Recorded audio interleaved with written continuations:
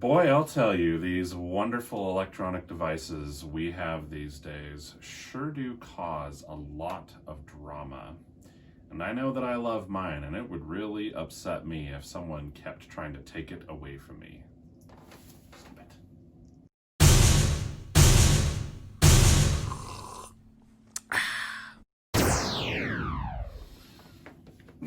Hey out there. This is Dr. Brett Pearce, child psychologist, coming at you with a video on what we are going to call the Screen Time Saga 2020.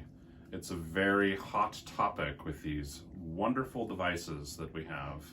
And being both a video game lover as well as just kind of an electronics enthusiast, I get it. But there are a lot of myths and misconceptions, and frankly, a lot of self-fulfilling prophecies that we adults create when it comes to, whoa, about to drop it. Speaking of, drama with screens, dropping them, oh no. But what I was saying is there's a lot of drama that we charge screens with as adults. And it's understandable, it's an important subject. There's lots of different research out there. But what I'd like to do for you in today's video is try to break some things down and focus on a couple of just important and key points when it comes to having a healthy relationship with your child's relationship with electronics, if that makes sense. So let's dive right in. First of all, let's talk a little bit about why electronics get charged with a lot of drama and intensity and strong opinions and attention. And I am not necessarily here to tell you that you can't have a strong opinion about your child's use of electronics. I have fairly strong opinions about the subject myself. But what I do want you to watch out for is some very basic things about why electronics are so appealing to many people, including kids. And some basic things about why it's easy to locate a lot of relationship problems that might be going on in the situation, why it's easy to kind of like locate them in this critter right here. So, first of all, electronic devices and video games and things like that are very highly fun. They have video games, there's a lot of different video games, there's just millions and millions and millions of them. So just for a video game device alone, even if you're not talking about like a tablet or a smartphone, there's all kinds of really fun, really novel, really goal-directed, really immersive things that kids can do and people can do on those things. So that makes the device really valuable. If it's a smartphone or tablet, then it gets even more valuable because you can communicate with your friends on it. You can watch this video and other videos on YouTube and elsewhere in the interwebs on it. You can browse the web, you can read books, you can listen to music. There's just a gazillion things you can do with these devices, many of which don't really have a lot directly to do with screen time. Like, I personally wouldn't count a kid reading an ebook on electronic device as truly screen time, but we could get into that controversy perhaps in another video. So we then arrive at the term addiction, which I think is an interesting and strong word to use in the context. Now, am I saying that I don't believe in electronics or video game addiction? No, I'm not saying that I don't believe in that, but I do think that it's important for us to use a lot of caution when we use that word, because very often I hear it used in situations where there's a lot of stress going on in a family. The child in question is exhibiting a lot of misbehaviors, and there's a lot of challenging behavior surrounding these critters right here, these devices.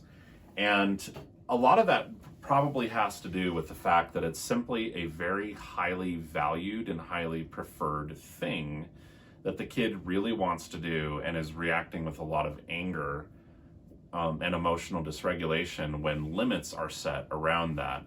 And frankly, we adults often contribute to that problem by turning these things into a carrot and a little bit of like a switch. And by switch, I don't mean Nintendo Switch, I mean kind of thing. So a little bit of like the carrot and the stick, where we're dangling it and saying, oh, you can earn it, but if you displease me, then I take it away. And if you were to do that with me regarding this or anything else that is really valuable to me, that I really find relaxing and fun, that really helps me unwind, that I look forward to a lot, could be anything. It just depends on the person. If you were doing a lot of like, well, you please me and I give it to you, and you displease me and I take it away from you, I would start to be very frustrated, stressed out, and potentially angry. That being said, I perfectly understand the need to set limits with how much kids are using these things and how much adults are using these things. But we have to watch out, because very often when we're struggling with a kid who is not handling those limits very well, we see a lot of that kind of carrot and stick kind of situation, which we've just been finding more and more in all kinds of situations, the workplace, schools, all kinds of situations. It just doesn't feel good to be treated that way. So what ends up happening is that this is actually more about this, which is to say a kind of relationship transaction that happens that doesn't seem to be going well and needs to be handled differently. And so the word addiction, therefore, I kind of struggle with that a little bit. Do I think that video game addiction doesn't exist? No, I'm sure it does. That being said, I think it's very easy to want to go that direction, where we're kind of locating the problems with this and we're wanting to call it an addiction. And sometimes I think we do that with kids who are very, very young, and we start to kind of regard electronics as though there's some kind of drug or something like that. Now, I do know that there's research indicating certain impacts on the brain and things like that electronic devices and video games have. But, these days, the whole world is playing video games. And so I think it's just good for us to keep things in context. So what am I trying to suggest that folks do about this? So if you've got a kid who's struggling with screen time and particularly struggling with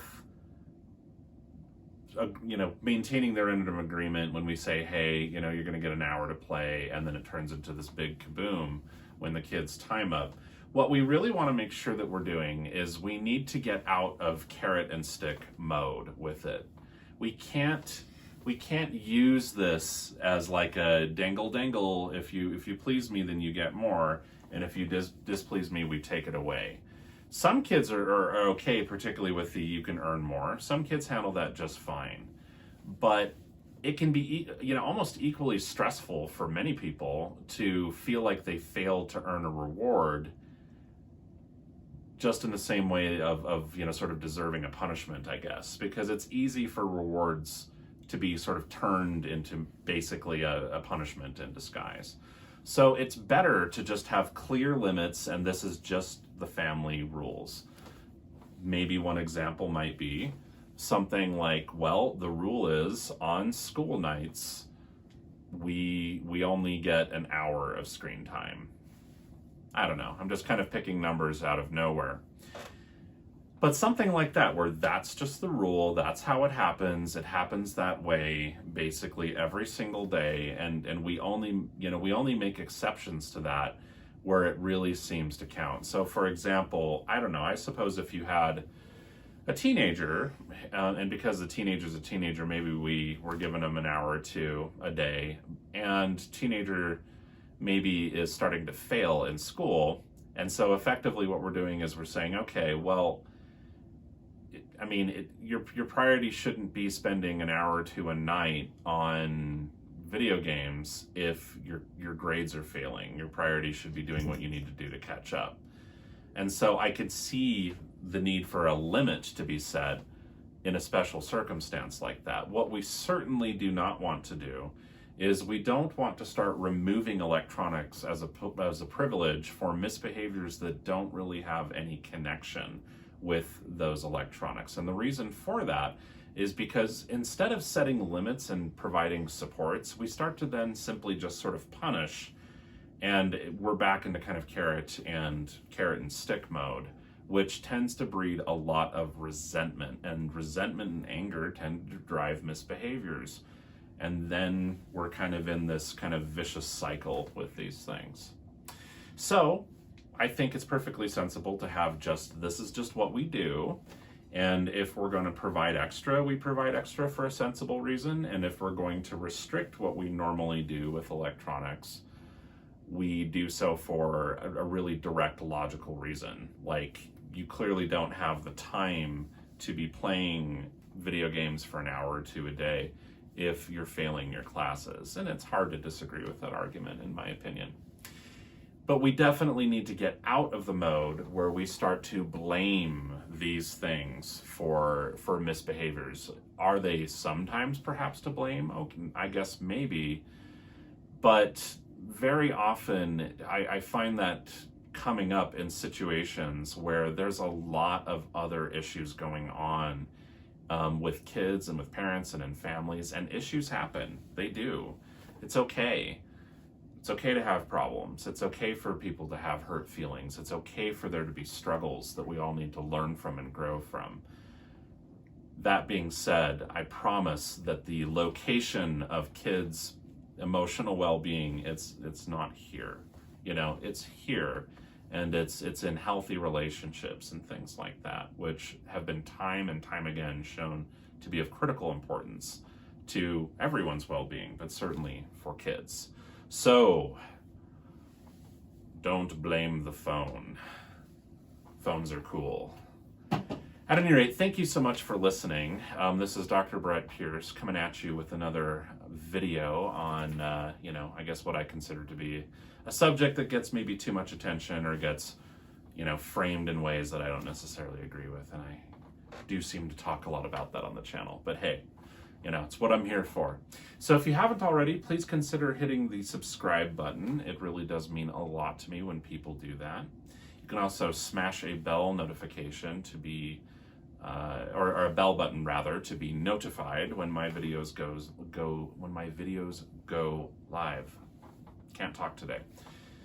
Otherwise, this is Brett Pearce, child psychologist, about ready to sign off. I hope everyone takes good care. Thank you. Bye-bye.